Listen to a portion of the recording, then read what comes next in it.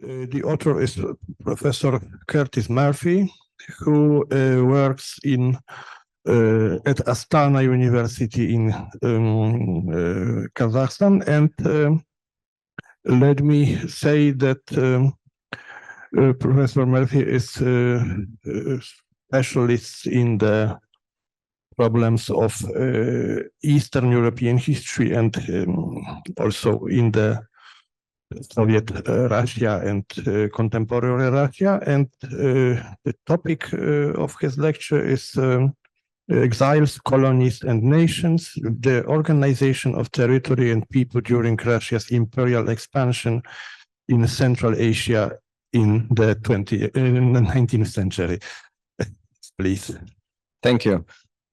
So I'm going to follow a tradition established by the first panel and take the subject back into the 19th century for the third speaker.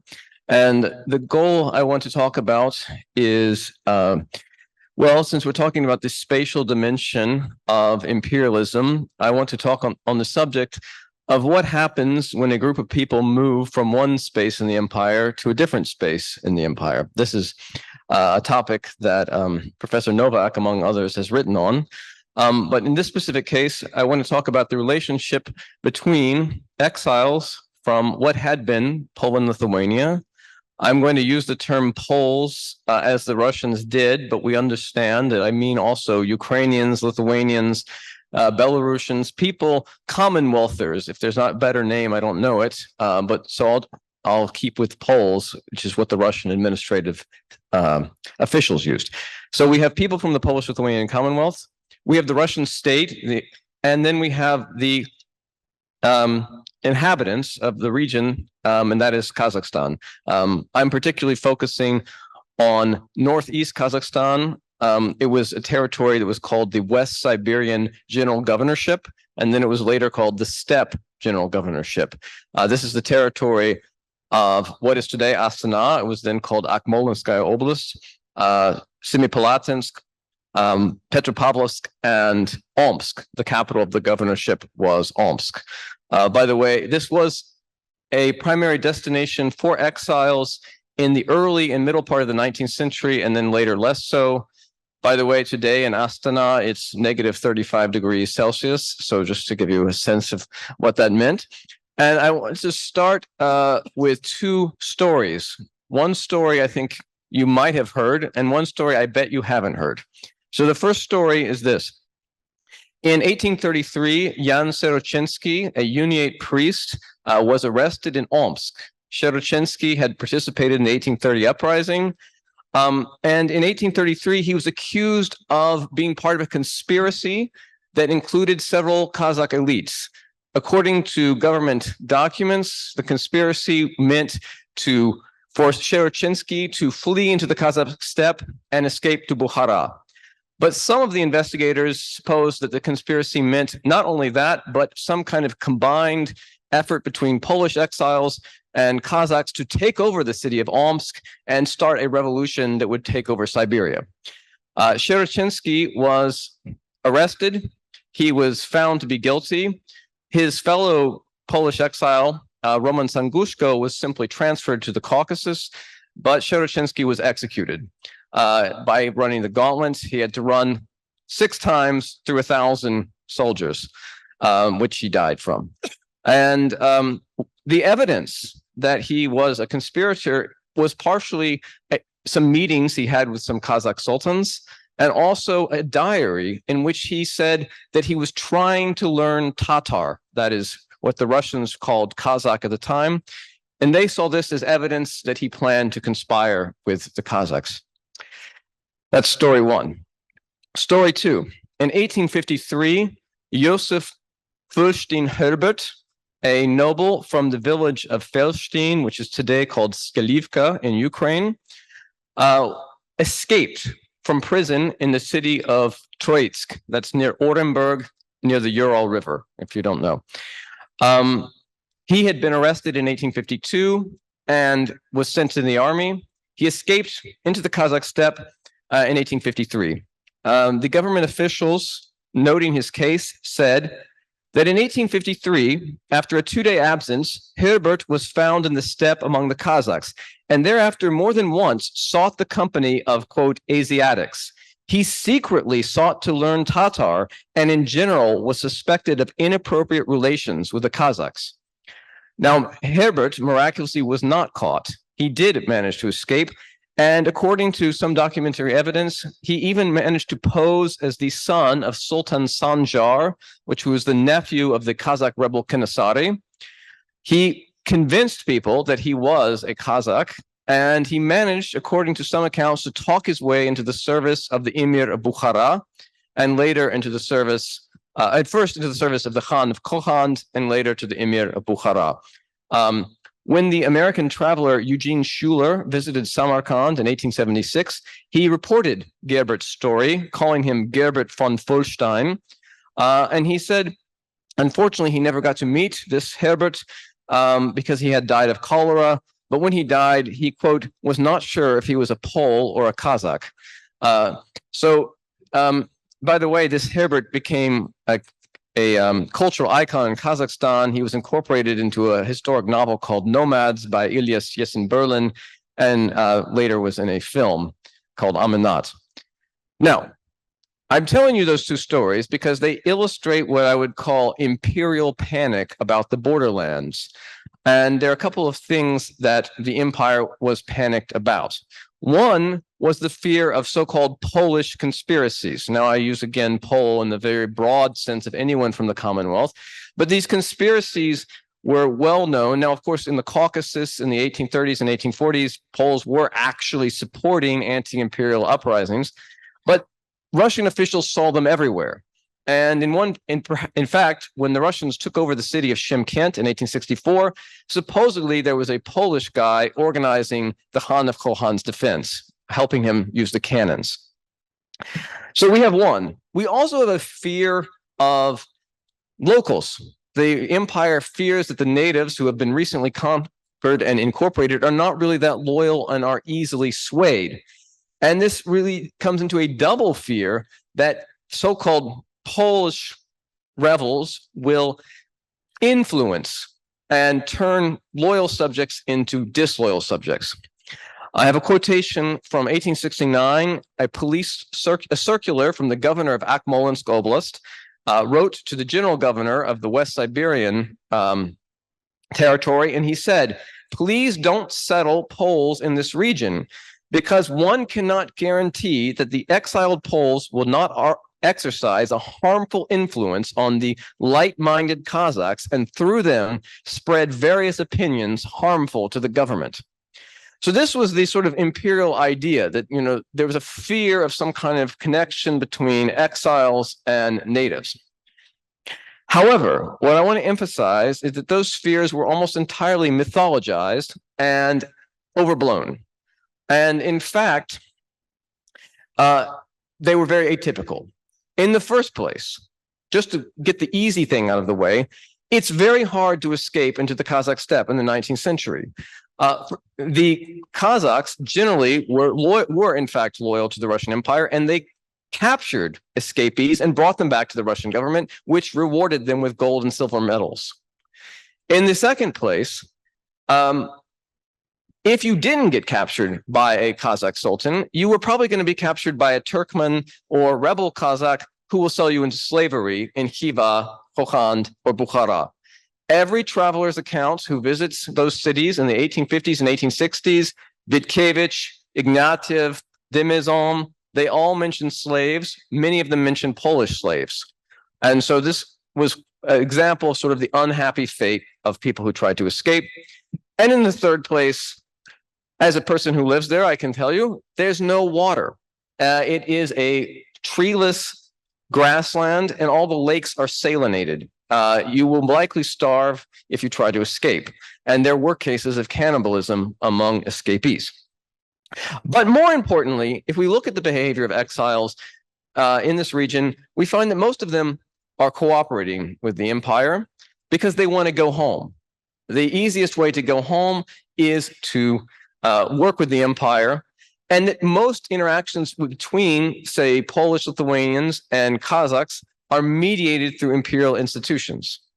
So what we find, in fact, is that interaction between Kazakhs and Polish-Lithuanian exiles is pretty limited and is frequently overblown, not only by imperial officials, but also by later Soviet historians who were invested in the notion of some kind of friendship of peoples before the revolution. Now, I'll tell you about a specific case about that later. The thing that was most destabilizing to the empire's frontiers in Central Asia was not the exiles, it was the Russians themselves, who began appearing as settlers after 1896 and whose taking of Kazakh land led ultimately to a major uprising in 1916. So this is the main thing I want to talk about, is essentially the relationship between these various groups and how it changed over time. I see this as basically there being three periods that we can talk about. The first period is 1820 to 1865. The second period, 1865 to 1900, and the third period, 1900 to 1917. I'm stopping in 1917. Okay, so in this first period, we have two things happening simultaneously in two different parts of the empires. On the first place, we have the uncovering of so-called Polish conspiracies in 1824 in Vilnius. And this happens at the same time that the empire moves to incorporate the Kazakh steppe directly.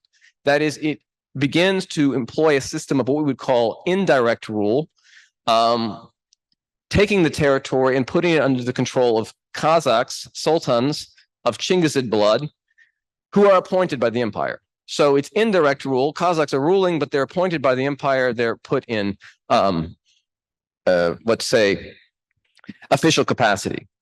The system put in place requires a lot more officials and a lot more knowledge. And it turns out that the people who can supply that knowledge are often exiles from Poland and Lithuania. Some of the best and most effective officials who come to this region come from Poland and Lithuania. You probably know the name Witkiewicz, but probably as important is the guy named Viktor Iwaszkiewicz, who I'll talk about in a moment. But we don't just have exiles. We also have many voluntary migrants from Poland and Lithuania coming to Central Asia for a very good reason. After 1830, the Governor General of Kiev and Kiev, Podolia, and Volhynia, Bibikov, began a campaign to reduce the number of Szlachta. And he managed to reduce the number of Szlachta by about 90%. So by the time he was done, there were only 10% of Szlachta as had been. The rest were converted into Adnadvorci. And as Adnadvorci, they didn't have the same rights, the same opportunities to education, the same abilities. Many of them migrated east in search of work. And in fact, if you look at the tables of employees of these various regions, what you find is that most of the people coming from Vitebsk, Kiev, Chernigov, Vilnius, Kovno, what we call the Western Gubernia, the former Polish-Lithuanian territories, plus the Kingdom of Poland, are working there voluntarily, or semi-voluntarily, we can say. It's not 100% voluntary. They probably would have stayed if they could have found a better job in this region. Now, the Russian Empire does not actually keep any statistics whatsoever on nationality. So all our understanding about nationality, at least not until the census of 1897, my understanding of who is a Pole is based on religion and rank and province of origin. That's the only information the Russian Empire actually collected. So if someone is a Catholic from Vilnius, I'm calling them a Pole for my purposes. You can disagree with that notion, but the empire probably would have too, especially in this early period. So on the one hand, we have many conspiracies in this period, many fears of Poles interacting with Kazakhs, but in fact, most of the interaction, as I said, is almost exclusively mediated through imperial institutions. There's a good example, a guy named Adam Suzin. You might know him. He was one of those arrested along with Mickiewicz and others. He was in Orenburg, and he got permission to leave Orenburg to go into the Kazakh steppe for what we call today kumisalichenia. He had tuberculosis, and he was told that drinking kumis would cure that. So he got to go. Even though he was in exile, he was allowed to leave. But when he went into the Kazakh steppe, they treated him like an emissary. They acted as though he was some kind of, official Russian. They gave him all this sort of pomp and ceremony. And so we can't really say that he was interacting with them in any kind of conspiratorial way, at least not as he related in his memoirs. A better example, though, is Viktor Iwaszkiewicz. Viktor Iwaszkiewicz was arrested in 1824 along with Jan Mickiewicz as part of the so-called Black Brothers of Krosno. He was only 16 at the time he was arrested, so it's difficult to say what his ideology was. But he managed to learn Kazakh and become a very important servant of the empire. He managed to become someone they needed when they had questions about Kazakh customary law, because many of the people on the frontier knew nothing about this situation. What we know about Iwaszkiewicz comes to us largely from a journal kept by his friend Adolf Januszkiewicz, who recorded a trip into the steppe in 1846. And Januszkiewicz tries to turn Iwaszkiewicz into a kind of superior, more humane civil servant than the Russians. He writes that Kirgizi tak nie przyzwyczajeni do ludzkiego obchodzenia się z nimi i sprawiedliwości, że nie mogąc pojąć postępowania Wiktora, pytali wczoraj Amandika, a powiedz nam, czy to on żartuje, czy istotnie jest tak dla nas tak dobry? Pierwszy to taki urzędnik rosyjski nie krzyczy, nie łaje, nie stawi przy swoje jerczy kozaków z kamczami, żeby nas opędzali. Inaczej robił ten ów tamtym. Od czasu, jak wyszliśmy z łona matek, nie widzieliśmy, nie słyszeliśmy, ani wyobrażaliśmy sobie takiego urzędnika rosyjskiego. So, in other words, all the other Russian officials we assume are much worse than Iwaszkiewicz. He is the humane one. But in any case, Iwaszkiewicz, though he was an effective official, spent most of his career trying to regain his Polish nobility. And he was particularly incensed by the fact that even though he had worked so long, that the empire had taken away his nobility, and he conducted a multi-year campaign to get it back. Eventually, he was denied. He was told that because he was already in the table of ranks, he had nobility. And so he shouldn't be trying to get his Polish nobility back. My point here is that someone like Iwaszkiewicz more shared the imperial view of the Kazakhs than continued to harbor some kind of anti-Russian revolutionary sentiment for which he was arrested. And he and a colleague of his who came there voluntarily, Jan Osmowski, developed pretty effective careers actually in the Kazakh steppe. Although they're quite minorities, it does indicate some of the possibilities and some of the value for the empire of this kind of human capital transfer. Okay, the second period. In the second period, after 1865, we have, again, two parallel events, one in the East, one in the West.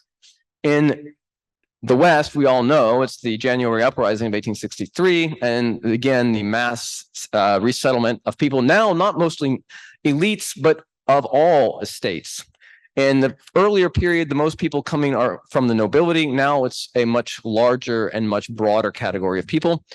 In 1865, Tashkent is conquered. The Russian Empire effectively controls the Kazakh steppe. It is no longer a border region. It is now an internal region. The system of indirect rule is no longer needed. The sultans are fired, basically, and we have now instituted a system of direct rule with Russian governors and of the type that you would be familiar with. In this period, exiles are mostly going to cities, places like Semipalatinsk, Omsk, and Petropavlovsk. Later, some of them go to what is today Almaty. It was then called Verny. It's a much broader group of people. And it's not just Poles, of course. If you look at Semipalatinsk, it is a really multinational society. We have exiles from Helsingfors, that is Helsinki. We have a Georgian princess who belonged to the people's will. We have Swedes. We have Germans. It is a very multicultural society, but it's one that is almost completely cut off from the Kazakh steppe surrounding it. We don't see much interaction between exiles and Kazakhs. We see a lot of interaction between exiles. We see a lot of conflicts. And incidentally, we see, in some cases, exile was social mobility. And I have a list of exiles from the 1863 uprising in Omsk. And they're almost all of the status of mieszanstwo, that is burgher. They have the status of mieszanstwo. For some of them, that was a status uprising, a status improvement. If you were a house serf, as one of them was, and you're now a burgher, that's an obvious improvement. But of course, many nobles, former nobles, were now mieszanstwo as well. I have a case of a certain Franciszek Dąbrowski, a noble from the Kingdom of Poland. He was denounced for insulting the Tsar because he was quarreling with his neighbor over how they stored their vegetables in the kitchen, basically. So this was a example of a status downgrade. Almost none of the interactions between Kazakhs and when we see Kazakhs in the records, it's usually for the horse theft. So we don't see a lot of interaction. There's a famous case mentioned in a book called Silnie Polyaki.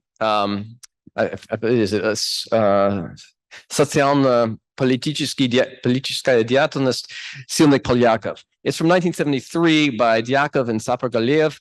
It claims that a Polish exile by the name of Severin Gross was a very good friend of Abay Kunanbayev, who was sort of like the father, let's say the Mickiewicz of Kazakh.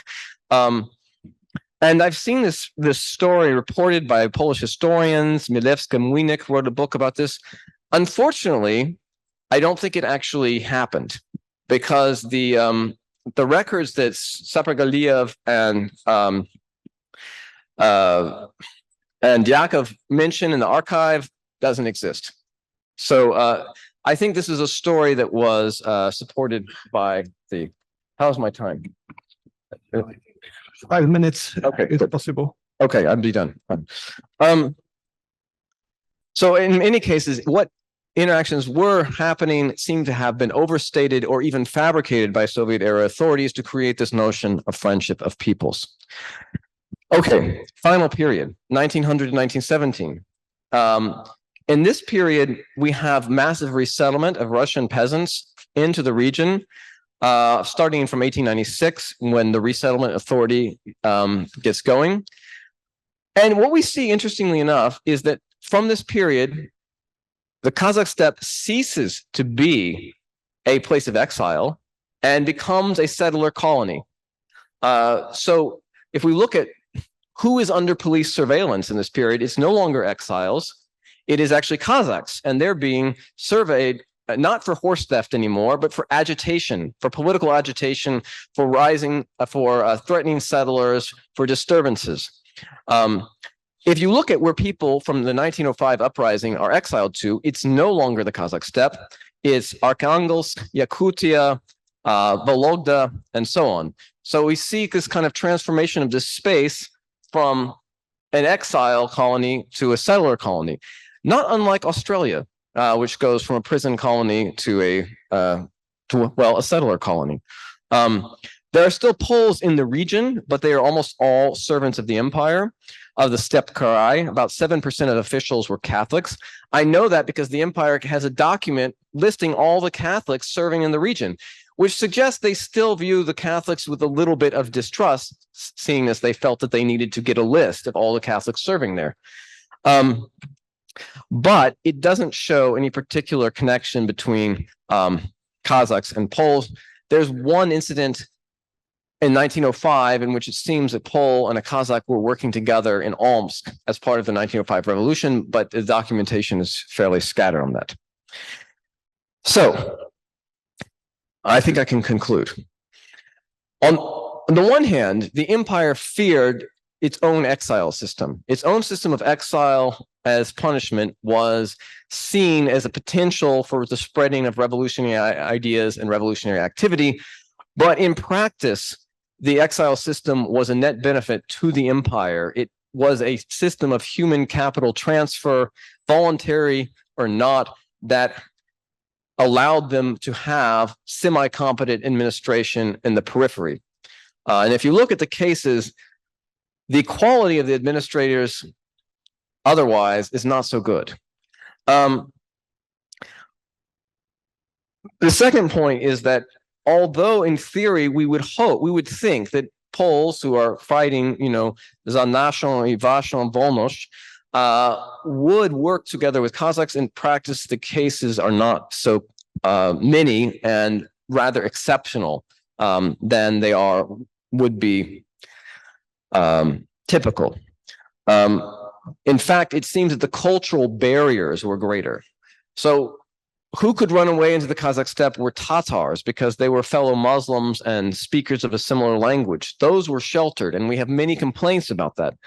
It was much harder for Poles, or indeed any Europeans, to run away into the Kazakh steppe and to work against the empire. In fact, the dangerous thing to the empire was its own policy of resettlement, which created massive discontent and spilled over into this 1916 uprising that almost destroyed Russian rule in Central Asia. Thank you.